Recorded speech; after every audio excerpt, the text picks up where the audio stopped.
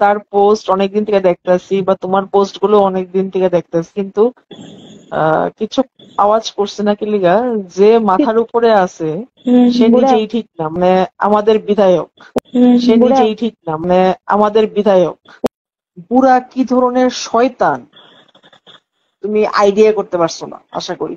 না তোমার কতটুকু কইছে আমি জানি না, কিন্তু তাইলে বাপ তোমার কব্বা আমার বুড়া বাপ কব বুড়া শোনো, বুড়া তোমার নামে কি তা কইছে জানো রে? 2-4 জনের সামনে এই কেতা খবরটি তো আমার কাছে আই কেতা কইছে কইছে, মান না কই থেকে এই মাল ডিফায়, আমি কি লিগা পাই না। এই বাহ কথা এই কথাটা এই কথাটা চেষ্টা করছো যে রাজনীতিটা আসলেই জঘন্য। অ্যাকচুয়ালি রাজনীতি জঘন্য, আর স্পেশালি খয়েরপুরের যে অ্যাকচুয়ালি রাজনীতি জঘন্য। তোমরা তুই পার্টি কর না তুই মুলা বেস, আমার তো এটাতে কোনো রিলেশনই নাই।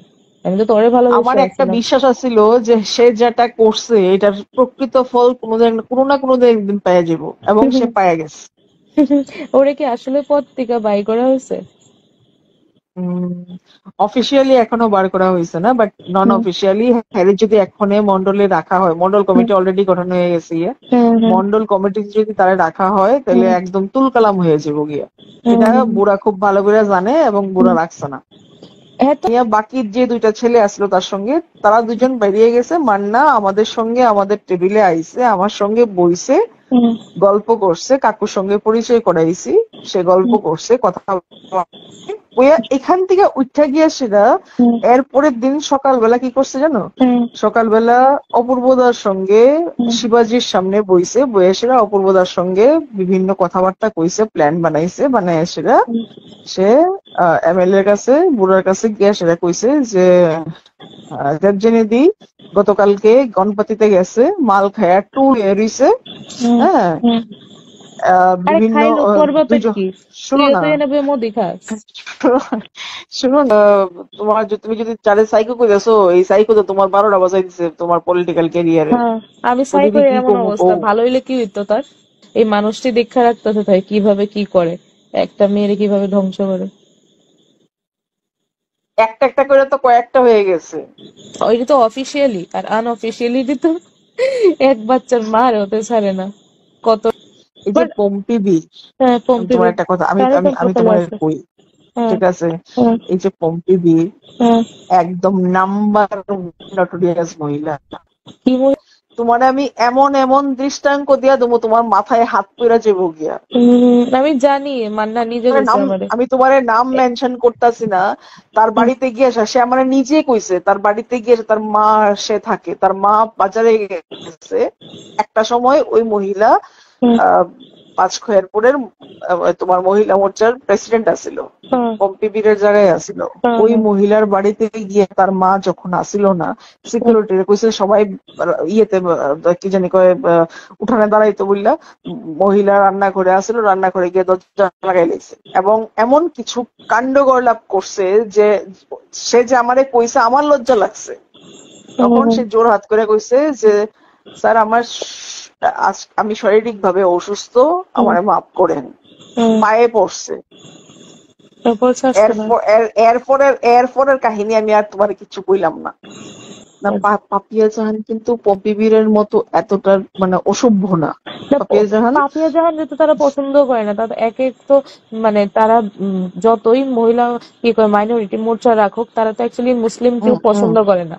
ত্রিপুরার মধ্যে, হ্যাঁ, ওয়েস্ট ত্রিপুরার মধ্যে সবথেকে ধনী পঞ্চায়েত যদি হয় তাহলে আমাদের পঞ্চায়েত।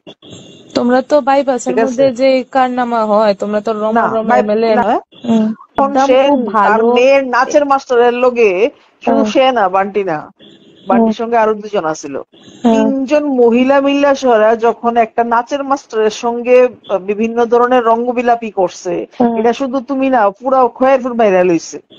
আমি তো এমন কোনো কিছুই করলাম না দিদি। তোমার কপাল খারাপ যে তুমি একটা খারাপ সঙ্গে পড়ে গেছো গা। বান্টির যে ক্যারেক্টারটা, আজকে বান্টি ক্যারেক্টারটারে কোনো না কোনো জায়গায় সংযত করে লাইছে, রিজন অপূর্বভূমি দাঁড়াই গেছে গা। ভিডিও আইছিল, কে পাঠাইছে আমি কইতাম না, বিদ্যুৎ দেবনাথ বইতে আমি নামই করে দিলাম, চলো। ওই কালো কইরা না? হ্যাঁ, ওবিসি মোর্চার যে আছে। আমার কাছে এমন একটা ভিডিও পাঠাইছে, পাঠানোর পরে আমার জাস্ট 3 মিনিট সময় দিছে, মানে 3 মিনিটের ভিডিওটা ছিল, 3 মিনিট আমার সময় দিছে, আমি জাস্ট ভিডিওটা দেখছি, দেখার লগে লগে সে ডিলিট করে লাইছে। হুম এটার মধ্যে হুম মিস্টার রাজেশ ভৌমিক আর মিস্টার মান্নাদের যে কার্যকলাপ দেখছি গুয়াহাটি একটা হোটেলে, তার থেকে বেশি আমি তোমার আর কিছু কইতে পারতাম না। মানে কি করতেছিল? যা মানে তোমার এটাকে আমি খুইলা কইতে লাগবো যে কি করতেছিল। আরে কো না ইয়ার, সিরিয়াসলি আমার তখন সব শেষ হই।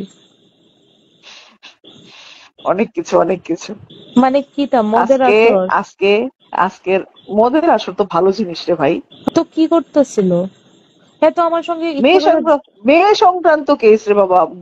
গুয়াহাটি হোটেলের মধ্যে মানে একদম বিচ্ছিরি কাণ্ড দেখছি আমি। আমি এটি শুধু কবে? চেহারাটি ভালো করে ফলো করছি। আমারে না ডেট না কিছু দেওয়ার মতো, মানে দেখার মতো আমার সময় দিছে না, জাস্ট আমি ভিডিওটা দেখতে দেখতে এটা ডিলিট হয়ে গেছে গা। দিদি আমার মাথা ব্যথা ঘুরতেছে সত্যি। কথাটা বুঝতে পারছো? মানে আমি জানি আমি না আরে তুমি হাতে নাতে কতটুকু জানো ধরতে পারছি কতটুকু না জানো খালি। না। একদম ধরতে পারছো না। রাজেশ ভৌমিক তোমার মান্নাদের সম্পর্কে কিছু কইতে পারে না, রিজন হইছে সে কোনো না কোনো জায়গায় বান্দা আছে। হুম সে নিজেও জানে সে কোন জায়গায় ভুল করে রাখছে। হুম আশা করি এতটুকু বুঝছো যে ভালো কিছু তো আর হইতেছিল না, কারণ রাজনীতি জিনিসটা এত খারাপ জিনিস। শত্রুর লোকেও কখন থাকতে কে হয়। তোমার আপন, একদম হুম কে কখন যে করে। ডাউটটা হইতো কোনো একটা জায়গা থেকে, এইটুকুই কমু তুমি, মানে মনে কষ্ট পাওয়ার কোনো ব্যাপার নাই, তোমার সঙ্গে এখন কিছুই নাই আশা করি, তারপরও তুমি হুম তারে ভালো পাও, এই জিনিসটা আমার খুব ভালো লাগছে। কিন্তু আসলেই তার ক্যারেক্টারটা ভালো না। সে যদি কোনো একজনের মধ্যে সীমিত থাকতো, আমি হুম ধরে নিলাম প্রথম জন খারাপ, দ্বিতীয় হুম জন খারাপ, তৃতীয় জন, আরে বাবা একজন না একজন তো ভালো রে ভাই, তুই হুম একজন রে ধইরা চল না। হুম সে তো কারোরে ধরে রাখতে পারছে না, না এমনকি তার ছেলে, তুমি যে পোস্টটা করছো, তোমার আওয়ার আগে কোনোদিন তার ছেলের ফটো পর্যন্ত আমরা দেখতে পারছি না। হ্যাঁ ফোনেও তো নাই।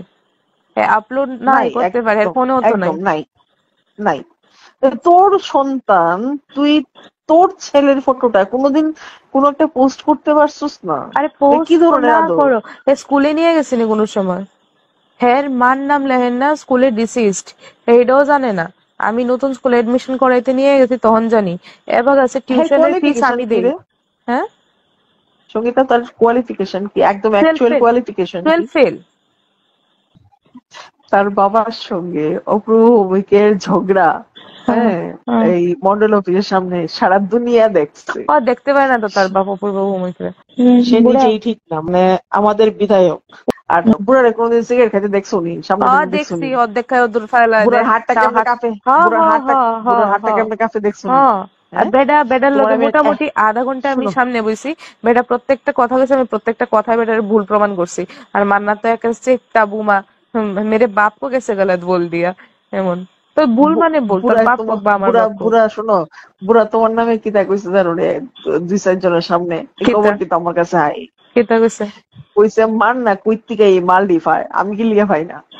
এই বাহ। কথা, এই কথাটা, এই হুম কথাটা হুম কোন একটা ফুলাবান শুনছে, এই ফুলাবানটি কোনো হুম না কোনো ভাবে প্রকাশ করছে প্রথম দিকে। হুম এই কথাটি কিন্তু আমাদের কানে আয়। তুমি হুম জানো নাম হয়েছে সুপর্ণা বণিক। হ্যাঁ, হুম এই মেয়েটারে আহ সে আমার একদিন কইছে, দিদি আমি তার একটা আসলো, ইন্টারভিউ আসলো। হুম দিদি আমি ইন্টারভিউটা দিতাম কইতাছি, কিন্তু এটা যদি কোনো ইসে না হয়, তোমার এমএলএ থেকে যদি কোনো রিকমেন্ডেশন না হয়, হুম তাহলে আমার চাকরিটা হইব না।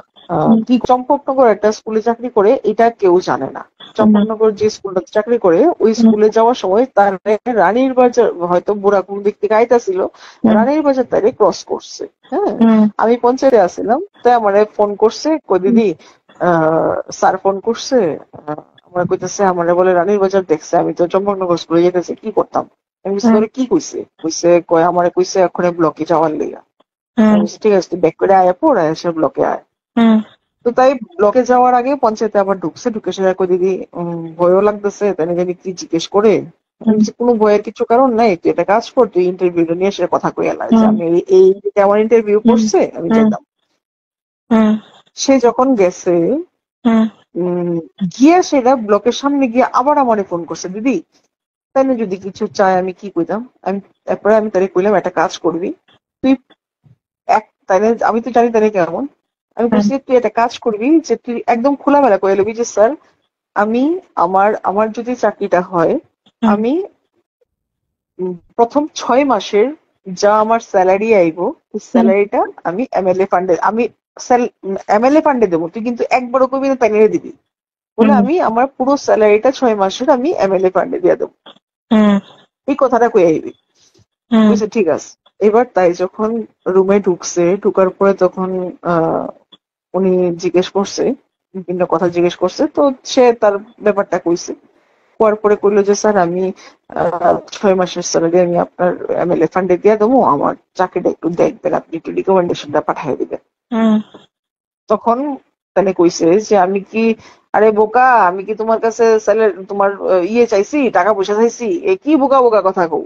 হুম তো তাই কইছে যে স্যার আমি কইলাম তো আমি এই- তার পরিবর্তে আমার স্যালারি তোমার স্যালারি আমার তোমার টাকার উপর আমার কোনো লোভ নাই, দুঃখ এটার তোমার উপর। পরিবর্তে তুমি আমারে কি দিবা, হুম এটার পরিবর্তে তুমি আমারে কি দিবা, হুম এটার পরিবর্তে তুমি আমারে কি দিবা।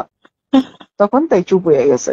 হুম এরপরে যখন তাই এখান থেকে বাইরিয়া এসে কোনো না কোনো ভাবে কাটাইয়া আইছে, এসে বাইরিয়া আমারে ফোন করছে দিদি হুম আর কোনদিন যদি তুই কোনো চাকরি লিগা তো হাড্ডি ভেঙে গেলাম।